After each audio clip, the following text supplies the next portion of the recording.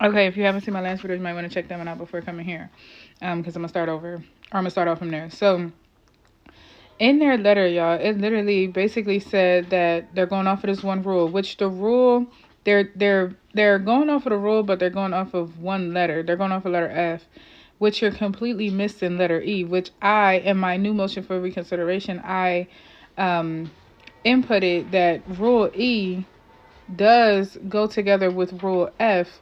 However, you guys are missing the fact of rule E. Like, they go within each other because it's all under discovery request, but it's also separate. So the fact that they're trying to make it just go directly on rule F, I'm like, but the thing is, I'm not talking about interrogatory questions. You already satisfied that. I'm not asking for anything outside the scope of rule, the same rule, just letter E. And the only documentation that I'm asking for is the fact if they have standing, which it's not asinine. Like, that's something you have to prove. In my opinion, you should have to prove anyway before you even trying to come after me. So me asking for that, so they just basically trying to make their whole like motion to dismiss my motion for reconsideration, solely based on letter F, which I'm like, okay, cool, y'all. Then they said basically they want the clerk to stop me from submitting frivolous documentation going forward. Like, so if I submit something, they want it to be denied. What? First of all, I'm a pro se litigant, and as a pro se litigant, we are not lawyers. And because of that, we get a little bit more grace than what a lawyer would do, because a lawyer would know how to do it rather than a pro se litigant.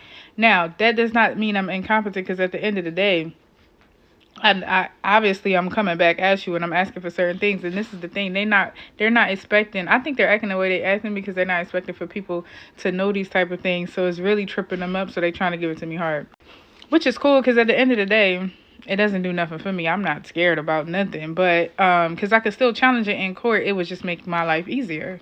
Yeah, then they said, oh, my motion should be dismissed because I forgot to input some documentation, which I'm looking like it's literally an exhibit, and it was an exhibit of an amended order.